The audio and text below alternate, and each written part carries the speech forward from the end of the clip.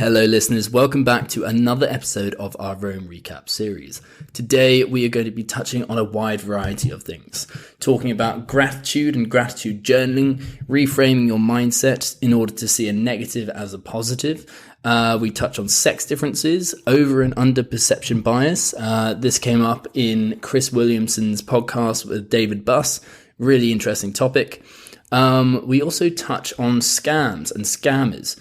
If you've been at home over the whole COVID period, which I'm assuming you have, let us know if you've been scammed, because I think they're on the increase. I myself have been scammed. Jes has as well. And it's interesting to see where that might be going with the advancements in our technological era. We also touch on distorting of memories through recall and dramatization in order to make ourselves seem better than we actually are in this current point in time. We also touch on tools and how they affect us, and with this, the manipulation of news in order to achieve a narrative. So if any of that sounds interesting to you, do give it a listen, and if you enjoy it, make sure you give us a like, a subscribe, a follow, or whatever you like. Enough of me. I hope you enjoy.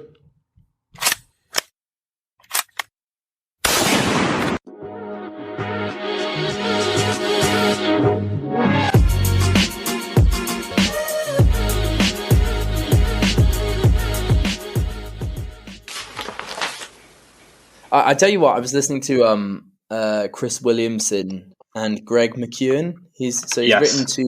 One's called like Essentialism, and the other one. Yes, I've read Essentialism, and there's a new one. Essentialism was the old one. Was it good? Yeah, it was quite good. It's nothing you haven't really heard before. Yeah, kind of. Yeah, but it was an interesting point that he was saying, like, because I'm terrible with my to-dos sometimes. Yeah, or like if I feel I don't have a certain amount of time to do it, then I won't do it. But so, like, for instance, if one of my to-dos will take 2 hours, if I don't have 2 hours to do it, I won't even start it, even though I could have a whole half an hour to put towards it. And so it's like the same thing with like going to the gym. If I feel like I can't have a proper full session, then I just won't go at all. But then you're not getting any benefit at all, when you could be getting obviously like half an hour benefit, or like, slowly. Yeah, there's still benefits to be had, right? Yeah, so it's kind of like taking into consideration everything that you need to do in a day and how much time you have, and then adjusting how much you can do of that task. I'm aware of, I'm really fucking bad at doing it. Of course, mate. Yeah. Well, we're all bad at doing things we don't want to do. Yeah, exactly. Yeah, realistically. I think sometimes you can be too harsh on yourself for not doing stuff on your to-do list, because if it was that important, you would have done it. Yeah, exactly. I think it goes without saying. Yeah. But that's interesting. Just start almost regardless. Like, progress is progress in some sense. I guess you could obviously come up with some context where that doesn't work. Where, like, I don't know. Yeah. Well, if you've got a time limit or something, then like a time limit, or just something you have to finish within the time limit that you've like started it, or something, or like an exam, you couldn't like skip that or whatever. But I'm sure there is some other context where that doesn't quite work. But as a rule of thumb, I think it's pretty good. I think people do that, like you said, a lot of the time. It's I can imagine this task going to take an hour. I only have 30 minutes, so I'm not even going to start. When in reality, like you said, you could get some pretty good progress done. And then you end up finding you probably procrastinate this 30 minutes doing nothing of use, because, you don't have anything else to do apart from obviously the tasks on your to-do list. But like you said, if you're just ignoring them because they're too long. It's kind of interesting. Like, most of what he said about his book, I wasn't interested in, but they went off in like tangents that I was more interested. Like, he was talking about like gratitude, and how like introducing gratitude for things that you have done puts you in like a good state to then be able to do work. So he was saying that like a lot of people think that by doing the work and getting results, you then are in a good state. Like, you're then happy about the results that you've made, but actually it's like the opposite. Whereas like being in a good state allows you to do your task and then fulfill it. But he was kind of tying this in with like gratitude, saying that like, I guess it's basically just reframing failure, as in like, oh, I'm glad that someone critiqued my podcast because now I know what was going wrong with it. Do you know what I mean? So it's his kind of point was like see everything in a more positive light, which I guess sounds very kind of self-helpy, but well, self-helpy, but also sanity helping. Like you can find a million ways to criticize something. Yeah. In my head, there's always something wrong with something somebody does because there's a million other opportunities of I don't know they could be doing something else.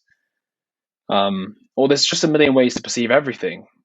Like I can't even remember what it was. There was this like ancient proverb thing. I keep seeing it come back up. I think it comes up in these like Stoic books, and it's something like there's a farmer, and these guys go to him. Oh my God, you're like, your crops have all died. That's just terrible. And he goes, maybe. And like his answer to everything was maybe. And it's like, oh, your son's just died. That's terrible. And he's like, maybe. And it's more like this idea that in the long run, is it really a bad thing? I'm not saying if your son dies, it's not a bad thing. But it's this idea that there's like not opportunity, but it's not just it's bad and it's good. There's more to it. And, you can always put a sort of a positive spin on things. Yeah. Although the death of the someone, I'm struggling to actually find a positive, but like the only positive you could spin out of it is like maybe you weren't a great father, and that you can spin it like I'm now going to make sure my other children that I'm going to be great to or something. I don't know, but anyway, like it can spur you on to be better. Like going through a breakup, right? It's a bad thing, but there's also you can go and meet somebody else, or you can like work on yourself now, or use it as motivation to motivate you to become a better person. Possibly, there's many ways to judge the same event. They were talking about things. What was it called? Gratitude journaling. Yeah. And I think Chris Williams was saying like you don't realize how kind of negative or not not thankful for the things that you do have. You don't realize that like all the good things that are passing you by because you're not really like paying attention to them. And I think Greg McKeown was kind of saying like, what was his? There was like a little quote that he used. It was, if you focus on what you lack, you'll lose what you have. If you focus on what you have, you'll get what you have. I think his whole point was like, just be thankful for the things that you do have. Then that puts you in a good state and it allows you to get the things that you don't have. Otherwise, which was interesting. I'd never heard of gratitude journaling before. Have you never heard of it before? No. Like, is that kind of like Stoic? Like this whole Stoic journal thing? Not really. Well, I've just heard of it a lot before because when I used to listen to Tim Ferriss a lot, it was all the rage. It was kind of like journaling, but it was always like there was a book that I had, 5-minute journal every day, and it was like you basically write down 3 good things that happened to you, 3 things you're happy for, and you're meant to do it either at the beginning of the day or the end of the day, preferably the end, I think. But anyway, it was more just to remind you, and it was even stuff like, oh, I'm grateful for the fact I have a functioning, healthy body. Because I mean, after me and you both read that trauma book, let alone people who've been dismembered, but like there's a lot of people out there who have a lot tougher lives. So even having a friend who supports you is pretty. What's the word? You should be grateful for that because there's people out there who don't. Yeah. So it's just like that, finding the small things in your life that that make you happy. Yeah. I can't even remember. There was also something I can't remember where I was reading it as well. It was talking about how it could be fallen leaves. In fact, I think it was in The Body Keeps a Score, mate. He was talking about, he had this like professor when he was younger who basically said that, it's the small things in life that make people happy. And he said that whenever he went to bed and he had his wife's bum touching him, it was like it made him happy. And it's quite interesting because I do think there is an accumulation of the small things in life that make people happiest. Yeah. And we're relatively actually simple creatures in that sense. Like, all we need is a bum like our bed. That's exactly what I was thinking. But you know what I mean. It's not exactly the massive. People think it's the massive life goals that matter the most. Like, I don't know, achieving massive success, I guess, or like becoming well known as the best person at something. But in reality, a lot of the best things in life come from the small actions and the small sort of compliments potentially. I don't know, it depends what gets you going. But I think what I found interesting about it was that by becoming more grateful, even if you're doing it at the end of the day, I think Chris said something interesting. It was like, because he couldn't be bothered to do it at the end of the day, or by doing it at the end of the day, he was more aware during the day, and then it just became like an ingrained part of like how we saw things. You're more aware of the incremental success that you're having. So it's like, the whole like atomic habits thing, how, everything's kind of, it accumulates over time to like some bigger thing that makes a big difference. I think it's very easy, especially if we're not like kind of digitalizing everything and keeping track of it through some app or something like that, then we're not aware of the progress that we're making. But I think that kind of gratitude for things makes you aware of the incremental success that you're having, that you are actually making a tiny bit of a difference. Well, I guess there's gratitude that's gratitude based on progress, I guess. Like gratitude for comparison from where you are now to where you were before. Yeah. In my head, that's slightly different to the gratitude of the journal sort of gratitude, because the journal gratitude was more not stuff you're making progress on, but more things you have. Like, I don't know. I feel, I guess that's where journaling more, I think, comes in. Like the idea that you can see where you're journaling or what's going through your mind now, or comparing certain metrics. I don't know, like, in the gym I was lifting this. These are easy ones to compare, but like, in the past I was doing this, now I'm doing this, or a couple of years ago I was doing this, I was in my free time, now I'm doing this. That's probably a good one for like actual progress. And being grateful for the progress. But I don't know, I'm just thinking out loud. It's only because I've always thought the grateful thing was more just like picking things in your life that are small and that you overlook almost. Like, I mean, it could even be something like whenever you go home, you have a fucking roof over your head and your parents let you in, because some people's parents wouldn't. But yeah. Was that just a podcast then with Greg McEwen? Yeah, I listened to that one, and then I listened to the one with David Buss. Yes. Yeah, which I thought was. I mean, we could talk about that, to be fair, for a little bit. I spoke to you obviously yesterday about the over perception thing. I think that's 100% true on the male side. Yeah, I think that's really interesting. Actually, it would make sense. It would validate my anecdotal experience. Do you want to explain it for the listeners? Oh yeah, okay. So, is it just over perception, under perception, isn't it? Yeah. Bias. So over perception bias is the fact that males in general, not every male, but in general, the rule is that men over exaggerate and over perceive the interest of women in them sexually. So let's just say a girl is to catch a bloke's eye in, I don't know, any environment, let alone a club, just walking down the street. A bloke is more likely to infer that eye contact is related to his attractiveness and appearance, and like the girl's really interested in him, whatever. And then the girl has an underperception where if a bloke is staring at her a lot, or just being nice and kind and maybe flirting a little bit, she is very likely to underplay how much the boy is actually interested in her in a sexual way or in a relationship based way.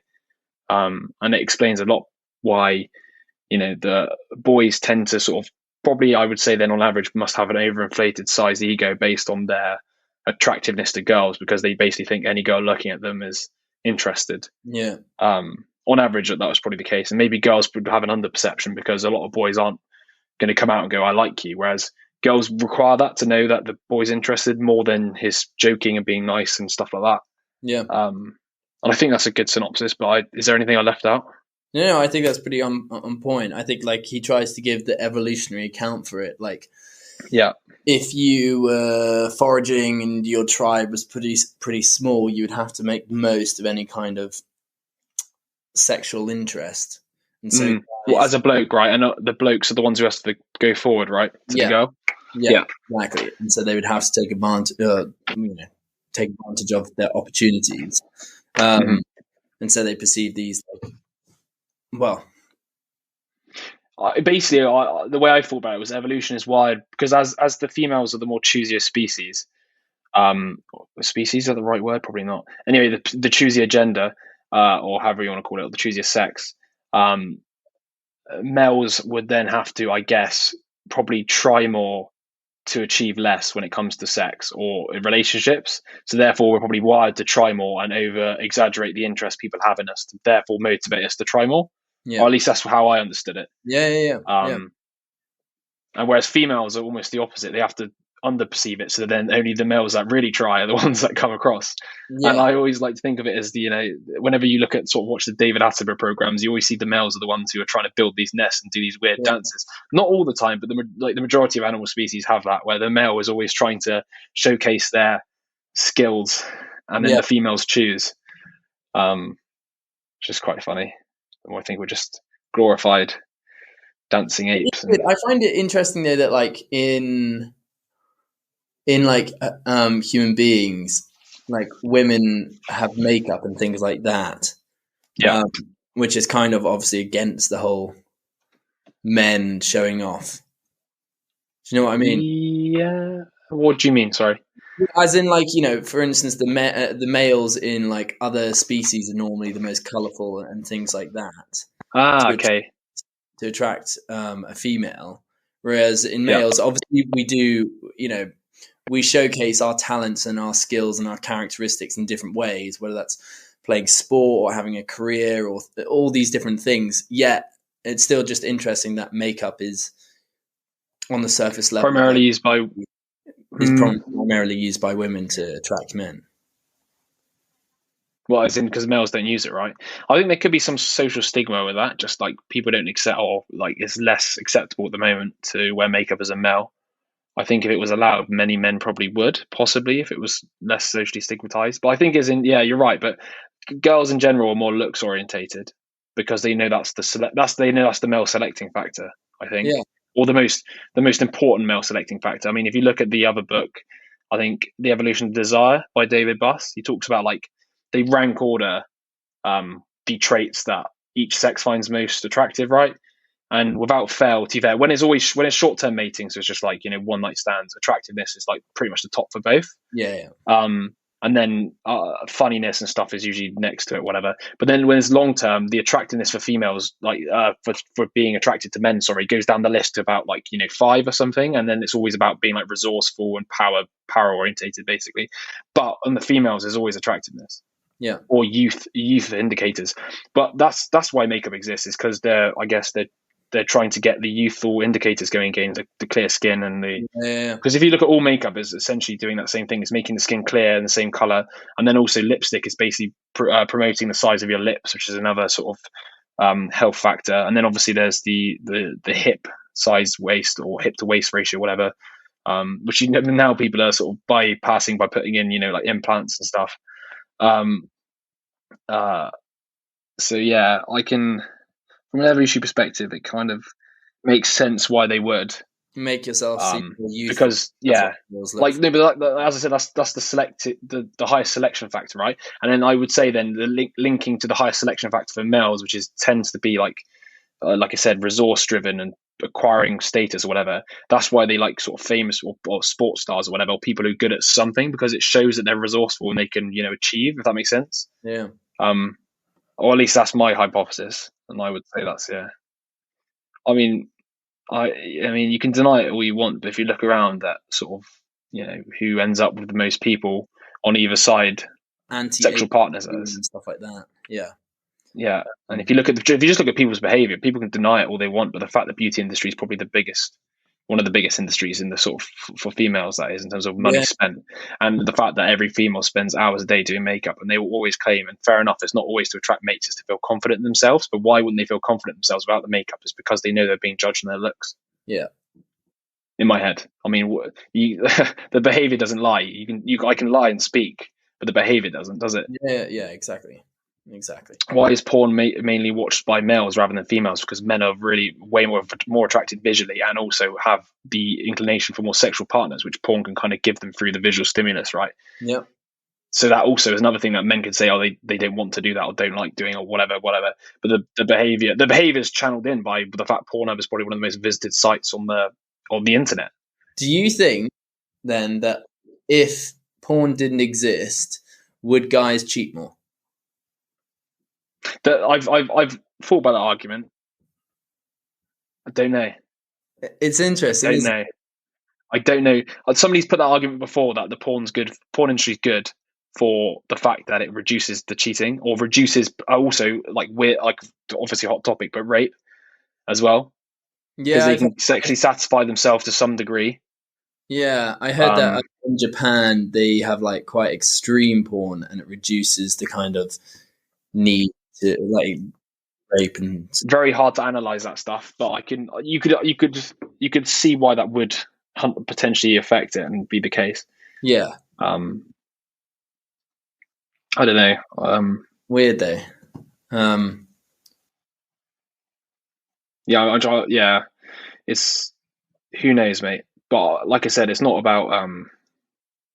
It's more just like look at the behavior of the masses and listen to what people say they prefer and just see what they actually prefer because Yeah, the behavior doesn't lie, does it? Really? I mean, there could be other. Don't get me wrong. There could be other reasons for the behavior other than evolutionary reasons or sex reasons, or yeah, like I said, it could be the fact girls just want to feel confident. But then in my head, they would. It's to do with the fact that to have confidence, they feel like they need to look good. And why do they feel they need to look good? Because they know they're being selected or judged on looks more than they are their other attributes, which is sad, but I think it's the way it is. Um, yeah, and you can look past that, but I don't see why that isn't like a fair analysis, or people can argue against it. But that is obviously a huge selecting factor. Um, yeah. yeah, Well, yeah, I do think like beauty and looks would be pretty like surface level like value of someone is very yeah, much like promoted as being a massive aspect. Whether that's by like Hollywood or makeup or clothes or things like that. It's always like models of very good looking people, which probably does promote this kind of idea that it's more valuable than it actually is. yes. I think interestingly though, a lot of attractiveness as well is tied to youth, and youth Yeah, fades. So if you don't really have more to you other than that, then your time is numbered. yeah, Or not your time is numbered, but like like the world changes very quickly, and I don't know. I feel like some of these people actually get quite depressed in their older age, like famous rock stars and stuff down the line, because they've had that such fantastic praise on them when they're young, and then when they get old, they're like, oh, now I'm not in the limelight. well, there's always someone better looking and younger, and Yeah, yeah, that's naturally going to happen. But it's kind of weird because like it then promotes behavior that is in line with only looking good, like you see on like TikTok and things like that, um, which is very unhealthy yeah, yeah. I think so. and just so at this level. It's just so shallow. Possibly. I think it is. Well, I do think I don't disagree with you at all.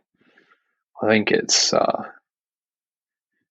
yeah, but then everything is shallow when everything's like immediate and is all about like immediate pleasure. So yeah, isn't it? Um, you can't really gather somebody's personality or what they stand for, who they are, from a 10-second TikTok video where they're basically probably naked in some form of dancing. Male or female, I see it all the time now. It's just like what? Fair. It makes me feel really like old. I don't know why, in the sense that like I'm having this like the sort of feeling against the current culture, or not just like what's available on the internet. I think it's just Um, weird when like you think that things become so much more normalized. So it's like something that 14-year-olds used to do or 15-year-olds used to do when we were 15 is completely different to what 15. you just reminded me, by the way, of that book. I don't know if I told you to read it, The Cyber Effect. Oh, I don't know. She's a cyber psychologist. So she's Yeah, basically been going into trying to understand how like human behavior has changed from the internet, yeah, and it's really like it's quite scary, to be honest, because it basically talks about how fraud's going up and like lying and stuff. Because the thing is, it's hard to lie and steal from somebody in a face-to-face interaction because you see the damage of what you're doing. When it's just a couple of when it's somebody anonymous online, the pain is removed from the experience. yeah, So basically, the online crime has basically rise loads, and as you can see from I was going to say crypto, as you can see from coronavirus, the amount of people trying to sort of fuck people over and commit fraud and all sorts of things with these Royal Mail texts going like, "Hey, your parcel's stuck here."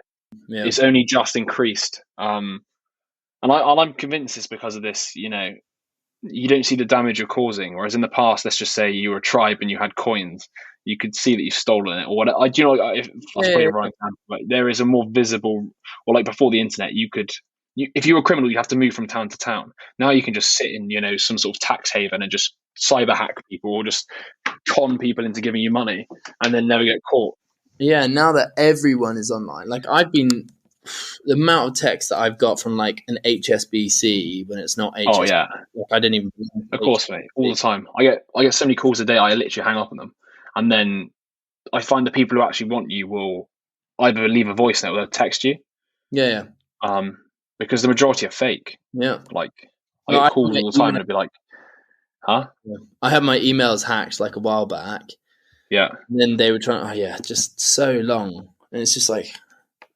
What I had one, and it was like, "Oh, you have to pay me some money, otherwise I'm going to show everyone a video of you." And then it was like so vague. It was quite funny. It was like, a video of you doing a certain activity on a certain, and I was just like, yeah. They were basically playing on the fact that if it was a male, the majority of males have watched porn, so therefore it's probably you thinking, oh my god, like yeah. I've had a few of those before where you're right, it's very vague. I think the moment you should be scared is when it calls you out specifically. When it's like, Tristan, I've caught you at this time. This time, yeah. Then I'd be like, fuck. Yeah. Those are. They're increasing in number. That's what's worrying, and I think a lot of it actually is copycat as well, because a lot of people see it and go, "Oh, I could do that to somebody." Yeah, genuinely. But it once again, it's like you don't have the empathy for others because the distance between you and the victim is so extreme. Mm-hmm. It's like ties in more, but like the further you are from someone, the less empathetic you are with them. Yeah, not even just that, is they probably tell themselves like rationalization stories like, oh, I really need the money and this person probably doesn't. Well, I mean, a lot of people will rip off old age pensioners, and I can only imagine. I mean, obviously, I think it's disgusting because obviously these guys are just not losing their marbles, but they're a bit slower and they're like almost naive to this internet stuff. But their probably rationale would be something like, oh my god, the older generation, they've lived all their life, they probably bought a house when they're young, they probably have loads of money to give to their kids. I don't care, that type of thing. I can imagine that's probably what goes through their mind. Yeah. But they could be even worse than that, to be honest. They could just be, I don't like people, I want money. I just find it interesting how you could probably rationalize anything, because you could just be like, oh, well, I don't know who I'm taking the money from. They probably didn't need the money. And that could actually serve as a rationalization even for myself. Not that I would never do it, but you know what I mean? You could actually kind of believe your own lies in that sense. Yeah. It's I love how this has turned into sort of rambling about the current state of affairs of morality across the world at the moment. It's not all. Well, then we were just talking about at the beginning as well about gratitude and not focusing on the negative, mate. Yeah, funny. I'm glad I haven't been hacked yet. Yeah. Just change your passwords, mate. You have really hard passwords to guess. Yeah, password 1023 or whatever it is. It's 1, 2, 3, 4, 5, 6. Those ones are the ones that get hacked first. Yeah. Well, it's not very hard to build an algorithm, so you could literally, I could even do it right now. You could just Google 100 most common passwords, right? You have them on an Excel spreadsheet. You then put a piece of code to be like, check each 100 passwords with this email, and then you just find all the emails from public, I don't know, domains where like you've submitted your email before, and if you've got shitty passwords, you've been caught. Yeah. And I'm convinced those algorithms must be running all the time. So basically, the crux of it is don't put your password as something really easy. Especially not something that's on the top 100 list. Like 1, 2, 3, 4, 5, 6, 7, 8, 9. What are they? Do you know? Huh? What are they? What, the most common passwords? Yeah, it's probably like passwords. I mean, I wouldn't know. I was just thinking like how you do it. It's pretty self-explanatory. It's just yeah. Fucking hell. Like it doesn't take a rocket science to Because I remember I was reading one of Feynman's books. It was like he was talking about, because he went through a stage where he was really good at cracking safes, and actually how he did it is because he would walk around the office or wherever he was, I can't remember where it was, might be in the New York project or the Manhattan project or whatever. But anyway, he would basically look for like clues to what their password might be on their desk, and then he'd go and break their safe based off it. That's which was quite smart. It's just basically just picking obviously the easy ways to get clues to what the code is. Yeah. So it wasn't even like any method to it apart from just basically finding out what stupid people were doing with their passcodes. Yeah. But yeah, I can imagine the most 100 comment ones are something very simple, like password 123, password, password. picture Yeah. 124 1111. Yeah. Yeah. Yeah, I added that cyber effect one. I think I remember you mentioning it actually. Yeah. But yeah, what else can we go into, which is slightly, I was just going to say, what have I been reading recently? Apart from The Body Keeps the Score, because we will do trauma another time. Yeah. Actually, that's a quite a good point I got from it. This is from The Body Keeps the Score, but I quite liked it. I don't know if you wanted to. He talks about how this idea that actually we have like two systems in our body, and this is back to this idea that we create stories for public consumption, like about ourselves. And he talks about there's definitely a dissociation between the public story we tell and the actual inner experience. Yeah, if that makes sense. And there's like almost two, because this is what we talked about, like integrating like a past memory into like something like a trauma. Sorry, and it's the idea that like when something happens to you, you can explain it to somebody for them to sort of understand it and obviously think well of you. And then there's that other side of you which actually experienced it and how bad you felt when that happened, if that makes sense. And if those two stories don't match, you've almost created like two different personalities within yourself. The one which is like, oh my god, that experience was horrible, and the one of you that was like, oh yeah, I'm fine. Yeah.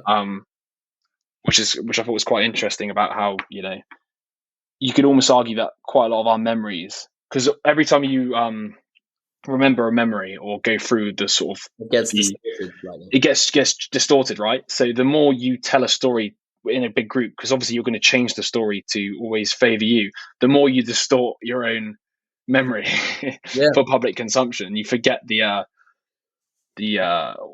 negative sides, or the sides that are a bit more truer, probably, or a bit more raw, which can't be told almost. I think it's kind of ironic in a weird kind of way that like the less you touch a memory, the more it stays intact.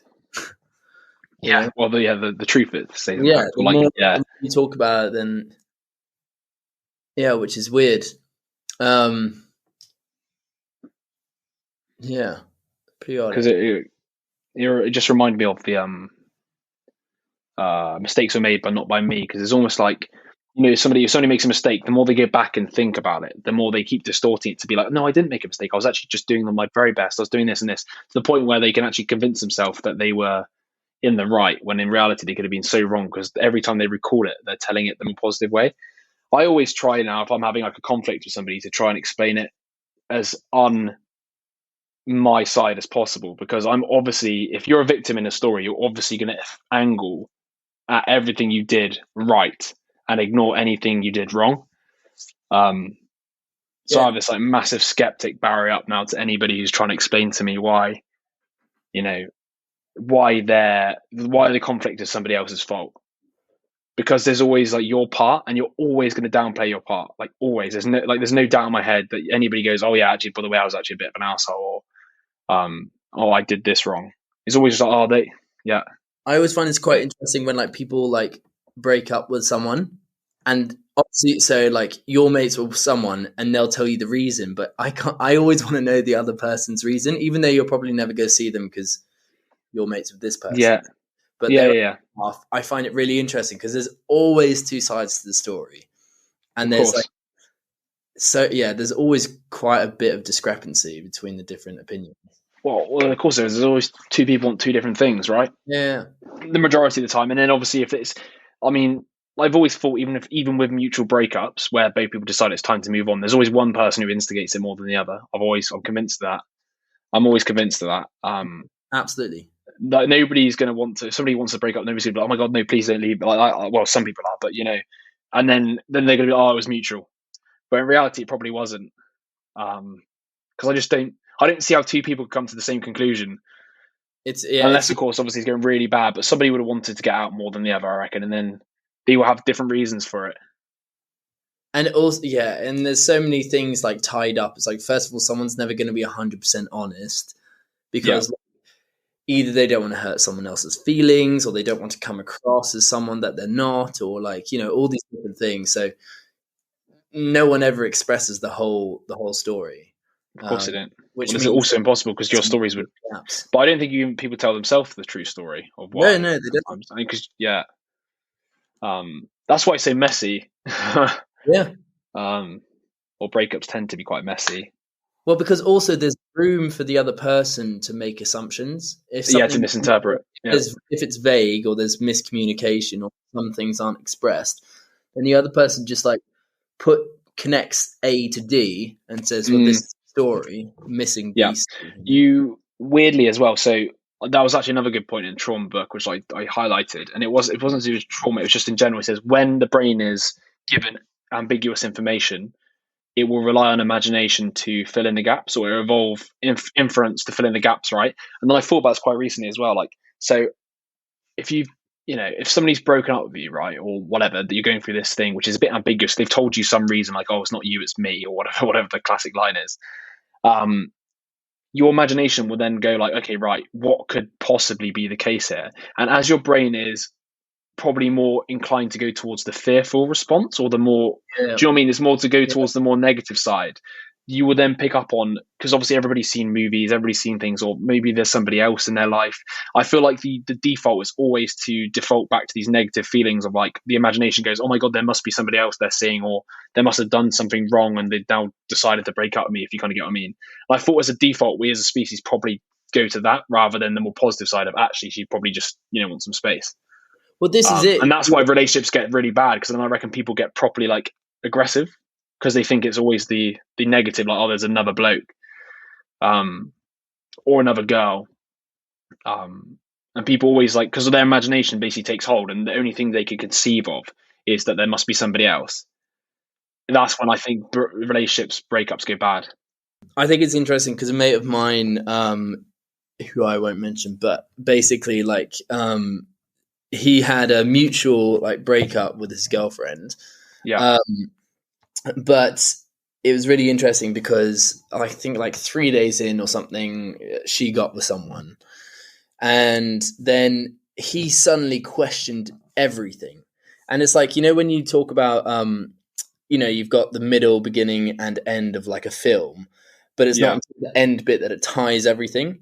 It's like, one of those twist films where you see everything and then suddenly you get the last piece of the puzzle and then everything changes before that.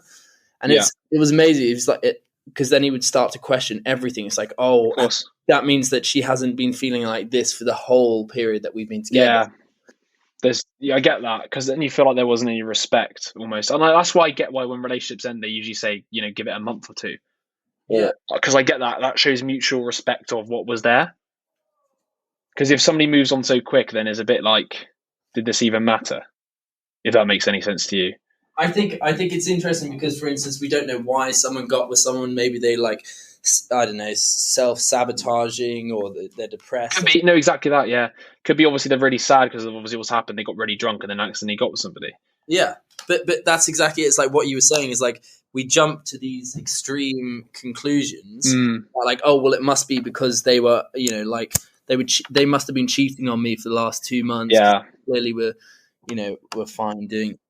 I've always thought with that, like, I think it's hard not to take that shit personally, but at the same time, I think if you have some self-respect, you need to sort of think, actually, wait, hang on a sec, that's her or his loss, and like, now they're not in my life, but it's a lot easier said than done, but you have to sort of realize that actually this could be a blessing then if they've acted like that, or I don't know, and like you said, it's not exactly, oh, they're definitely seeing somebody else before, they were already interested in other people.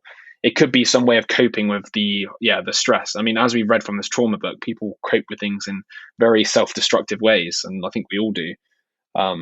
It ties into that the whole kind of Jordan Peterson like axiomatic tree, like when there's a problem, suddenly all the complexity is like, you can see all the complexity and the problem starts going down all the threads and throughout the whole network. And it's like, oh, well, if she did that, well, then she might have done this and she might have done that. And it's destructive. And I think, like, I remember talking to my mate about it, and I was kind of saying, like, in a weird kind of way, it doesn't matter. Like, your reality of being in that relationship was like, you enjoyed it. And that's kind of it. It's like, something that's you're not sure of and you're making assumptions about is now changing your whole reality of it, but it doesn't have to, if you get what I mean. It's like you're not going to suddenly see this girl again. You probably won't. And so whether the last action doesn't have to change everything, if you get what I mean. It doesn't have to have as big a meaning as you have. Like, exactly. And if you're really killing yourself with your imagination, then just ask. Well, we'll have that talk, because you can kill yourself for assumptions. Yeah, like literally, you can get so depressed off the back of, is this the reason why? And you could just ask the question to the person, like, is it a big deal, or was there more context to it? Am I reading into this too much? And they usually give you an answer with a full. Yeah, exactly. Probably one for public consumption, but they give you an answer. Yeah, this is it. Whether you get the truthful answer, but it'll settle your mind. Yeah, like 100%. Exactly. You just want somebody, like, I feel like with this stuff, this is why they talk about like closure and shit. You just want the end. You just want the confirmation, so your mind doesn't have to run rampant. Yeah, like about the possibilities. I tell you what's interesting is like when I watch like a war film or like a period drama film, and you realize that like before, you could communicate with someone digitally, like you had to send letters. And think about like during the war, like a letter gets lost. Like it's very easy. Like we've all had letters that don't turn up, or packages that don't. Now think about that, like on a higher risk. And so you have no idea what's happened, whether someone's still alive and your brain just starts conjuring up all of these like different scenarios. The same goes with like even smaller things, like your kid's gone out on a night out and he's not back, and it's like, and he hasn't let you know where he is. Yeah, but that one obviously on a massive scale where you don't hear from people for months. Well, and they're in their full scale war. But I get what it's the same principle, but obviously just magnified, I guess. That's actually mental to think about. I just think that's nuts, because also like during that time, right, it just changes a whole life. Like whether, if you're waiting to get married to someone or something and you can't hear a letter, or you don't know what's happened, or it must have been so weird having to be able to like not being able to call someone. Probably made them very grateful when somebody came back. Yeah. Life-changing gratitude, I can imagine, to some degree. Yeah. No, absolutely. Yeah. It's that's bizarre. Yeah, it's a completely different. Nobody's ever gone through that level of hardship, I don't think. I mean, now people are just a 10-second text away, Oh, mate. It's crazy to think. Yeah. How much it's changed. What was I was thinking about it. I think I saw a snippet of Peterson's podcast with Michael Malice. Yeah. What was it? Oh, they were talking, because he keeps talking about like these technological revolutions, and like, obviously a lot of things are happening at the same time. This is kind of off topic, by the way. Just I remember listening to it and I thought that's a good point. And it was this idea that podcasts and YouTube have really changed legacy media, in the sense that, so he was talking about how if he was going to go do an interview with, like Channel 4 or something, he would be, probably having a conversation with somebody, just a one-on-one conversation on the channel, right? And he's like, the person who's opposite him isn't actually a person; they're a mouthpiece for the organization, and they'll be very scripted and very controlled to what they can and can't ask. And his idea is that like legacy media is very like, we control the narrative, we control what's going on, whereas podcasts and stuff have really opened up the narrative, or like the ability to talk about different things and like talk off, like actually understand and get to know people, because beforehand, if they were in an interview setting in the media, they'd just be a mouthpiece for the organization. I thought that was really, I didn't think about it like that before, and it makes a lot of sense. Not like it's not being tainted with like other people's opinions. Yeah, basically it was stuff to do with like, there wasn't enough bandwidth in the past. Obviously you have like a million different channels at one point, so it was obviously very small channels, so they basically had to make the content very like structured and strict, because doing anything off the structure would have been very high risk, whereas now you can just, there's just so much out there. And he talked about this idea that the older generation still prefer the legacy media, and the new generation love this like more complexity. And that's why I think youth in general really distrust media and government, because they were for so long so used to just controlling narratives and having people like, even when you see like these politicians speak, they speak as if they don't really say anything of substance. They just Yeah. They just speak like mumbo jumbo half the time because they're basically saying nothing. They're just saying, "Oh, it could be this," because they don't want to get pigeonholed, which I find quite interesting. I think they genuinely are trained in that kind of language. It's a different language. Like when I listen to I think I listened to, what was it, David Cameron, Mm-hmm. and I think it was the other one. Is it Hancock maybe, or David Cummings? Mm-hmm. And just they all talk exactly the same, as in it's completely devoid of themselves. Like they they never include themselves in it, so that they never put themselves on, make themselves accountable for anything. We chose this. We chose that. Yeah, no, but it's so interesting. And then they always are like, they always make it seem like, oh well, that was a different context, that was a different time. Forget parcel tongue. Let's call it weasel tongue. Yeah, it is Weasel. It's very weaselly, isn't it? I'm not going to say anything of substance. I'm not going to take any blame for anything. Yeah, But I will say lots of words. I'll say 200 words of zero meaning. and I think it also repetition, Yeah, slightly different wording, so it doesn't yeah. sound exactly the same. Oh god, yeah. Actually, let's not talk about that. I guess me so like this needs somebody with a fucking backbone. I know. Oh dear. Why weirdly people were attracted to Trump in a way, Yeah, 100%. because Even Boris, because he has a bit of a personality. That's it. That's the reason well, why yeah, I reckon he was voted in. To be honest, yeah, but because he's now he's been pulled with all the strings. He is a puppet, but yeah. yeah, but it is weird, like, to think it's just refreshing for someone to actually say what's on their mind, rather than what what they've been instructed to say, or what's popular. Or I guess that's another thing, like tying into what you were saying with Jordan Peterson's like view of technology and stuff, is that Yeah. what used to be on TV or what you could talk about was dependent on what is popular and what gives, what the demand is. Whereas like you can start up and talk about anything on YouTube and Spotify. And so the variety of conversation topics has just changed dramatically. Well, yeah, you can also pick and choose. You got more choice to pick and choose what you like and what you're interested in, I guess, as well. Yeah. And yeah, like I said, the narrative can't be controlled, and that's why you're finding a lot of fake news and stuff. I think, and a lot of disparate, like factioning almost of, conspiracy theorists and all this stuff, because which isn't exactly a bad thing, but it can be. But at the same time, you need somebody to hold people in check for lies, don't you? So. Well, but without putting down freedom of speech. Yeah, that's what I mean. It's a hard decision because incredibly. I think an aspect of the model, the business model of getting paid for attention is slightly risky, because then you incentivize getting people's attention through means that are not the most honest. Well, yeah. Well, there's pretty obvious, like if you look at also like the stats that work and hold people's attention, a lot of Instagram's hacked the algorithm, isn't it? It's just a lot of beautiful people, because that holds people's attention and gets people's attention. Like,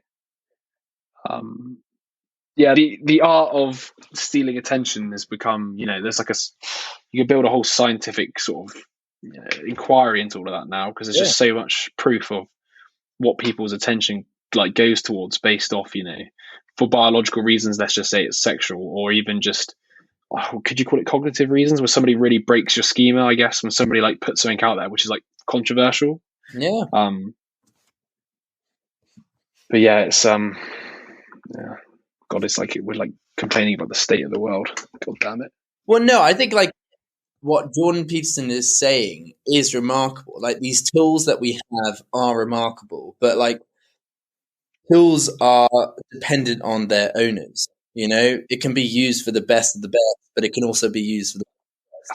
Have you ever heard the saying where humans shape their tools and thereafter the tools shape us? Yeah. Yeah, because I think it's not really a linear direction of like the tool, we shape tools. It's more like we create tools and then fucking whatever happens, something happens, but they change the way we are. I mean, you could then argue like the contraceptive pill as a technology has changed sexual behavior for women.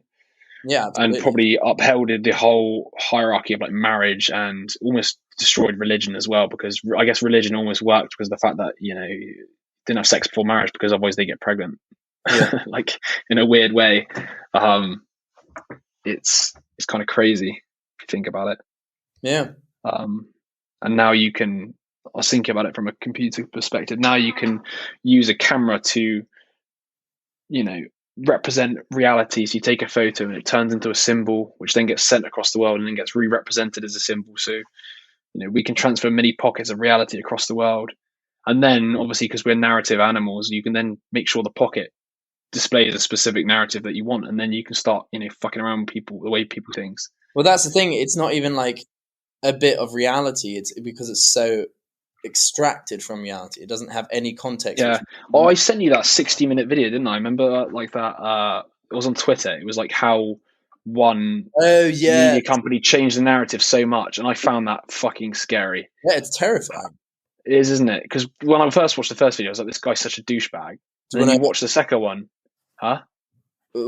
Explain what it was again? Yeah, so it was like, I can't even remember who it was. Let me just quickly get it up. But basically, it was I think I've got it when I recently sent it to you. Yeah.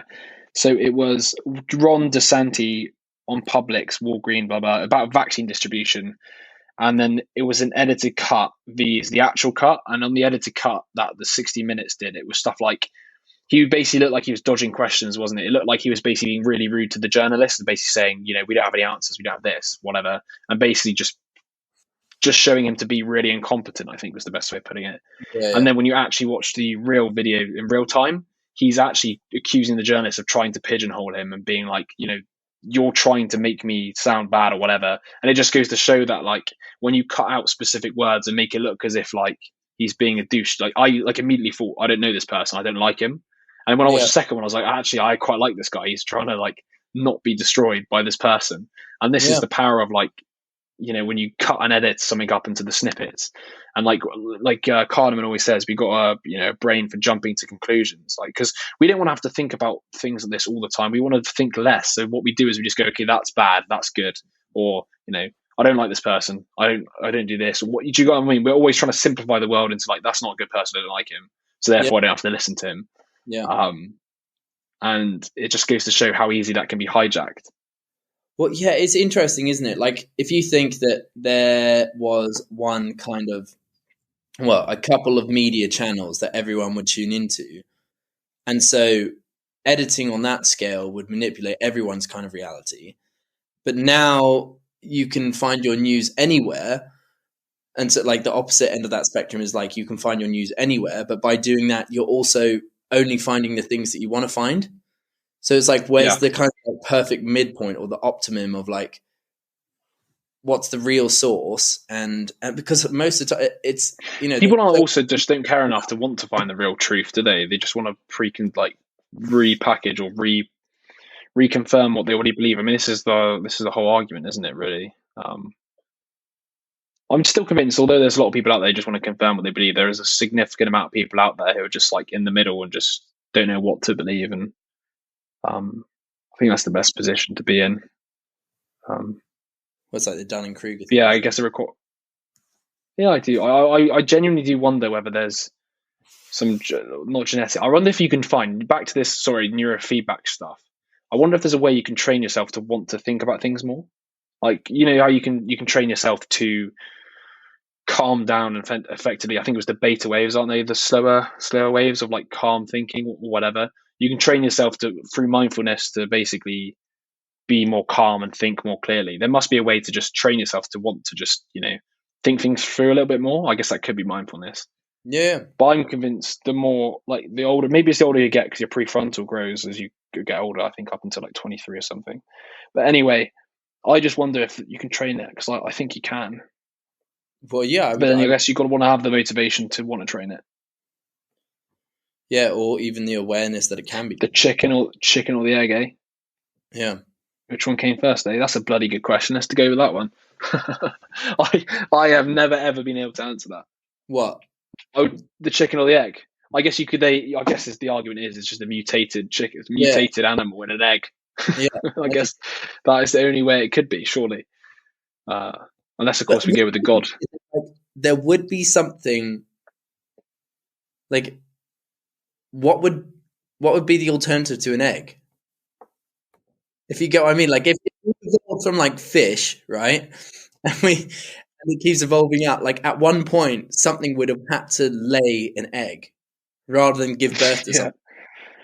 Well, I guess there's a lot of trial and error of giving birth to some sort of cellular substance, which then basically adapted to have some hard shell to protect it. Yeah. If that makes sense, that's the only way I can think of, like something which, over time the birth process evolved to protect the cell. If that makes sense. So originally it was just a cell, and then it had to create a coating layer because the coating layers wouldn't survive because the ones that didn't have coating layers would have been eaten by bacteria, possibly. And then you have like an arms race of how to lay eggs. But then some species don't have eggs, do they? So it's kind of mental to think, but I guess it's species dependent. Like what? Yeah, weird to think about, but I assume that is the reason. Yeah, no, it would be. Yeah, it is a bit. It has to evolve for a function of survival, you would assume, because that's what most evolution things. Not sexual selection, because you're not being sexually selected at the egg stage. At least you hope not. Like that's a big egg. He's going to grow into a big boy. Attractive egg. It's an attractive coating. That's the only. Yeah, that's it. Yeah. Yeah. Weird. Look at this, mate.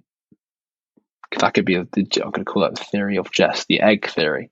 The egg theory. I'm sure somebody's already fucking come up with that, to be honest. This is, like you would assume. But I'm actually going to Google that. What came first, the chicken or the egg? Or the egg? Yeah, I think we should. Okay, that's a wrap.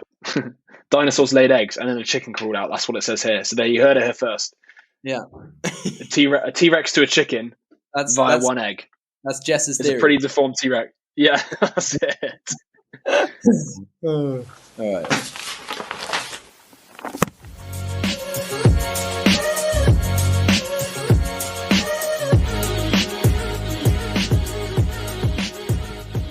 So guys, I hope you liked that, but more than that, I hope it piqued your curiosity. If it did, please do give us a like or a comment or a follow, whatever is below this audio file. And if you want to stay tuned for more, do subscribe and you'll be made aware when we next bring out a book review podcast or a Rome recap podcast. And hopefully you'll be able to learn some new knowledge that is applicable to you. With that being said, I'll catch you next time.